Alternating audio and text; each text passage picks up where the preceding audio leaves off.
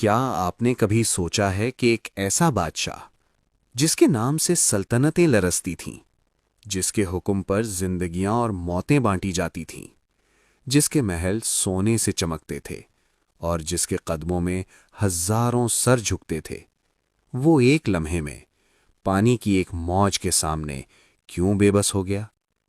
کیا وجہ تھی کہ جو خود کو خدا کہتا تھا، جس نے کہا میں تمہارا سب سے بڑا رب ہوں، وہی شخص اپنی آخری سانسوں میں ایک ہی فریاد کر سکا اور وہ بھی قبول نہ ہوئی؟ آج ہم اس انجام کو جانیں گے جسے قرآن نے قیامت تک کے لیے انسانیت کے سامنے بطور عبرت محفوظ کر دیا ہے۔ یہ کہانی ہے طاقت کے غرور کی، ظلم کے انجام کی اور اللہ کی قدرت کی۔ یہ واقعہ محض ایک تاریخی قصہ نہیں، یہ اللہ کے عدل، اس کی سنت اور اس کے قانون کا کھلا اعلان ہے۔ حضرت موسیٰ علیہ السلام اور فرعون کا مقابلہ صرف دو انسانوں کا ٹکراؤ نہیں تھا، بلکہ یہ حق اور باطل، ایمان اور تکبر، اطاعت اور سرکشی کے درمیان ایک فیصلہ کن جنگ تھی۔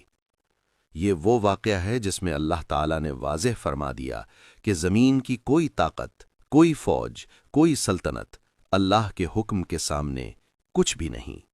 آج بھی یہ واقعہ ہمیں پکار پکار کر کہتا ہے، اگر ظلم حد سے بڑھ جائے، اگر غرور خدا بن جائے، تو انجام صرف اور صرف تباہی ہوتا ہے۔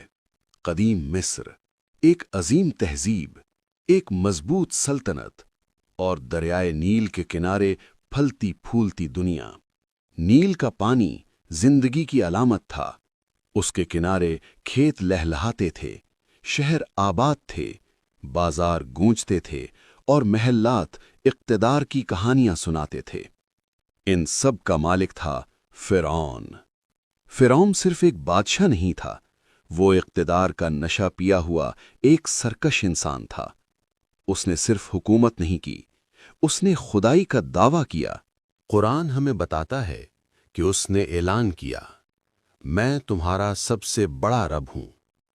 یہ الفاظ صرف غرور نہیں تھے، یہ اللہ کے خلاف کھلی بغاوت تھی۔ فرعون نے اپنی قوم کے ذہنوں کو غلام بنایا، ان کے دلوں میں خوف بھرا اور ان کی سوچ کو اپنے تخت کے نیچے دبا دیا۔ لوگ سچ جانتے تھے مگر زبان بند تھی، دل گواہی دیتے تھے مگر خوف غالب تھا۔ بنی اسرائیل پر ظلم۔ فرعون کی سلطنت میں ایک خاص قوم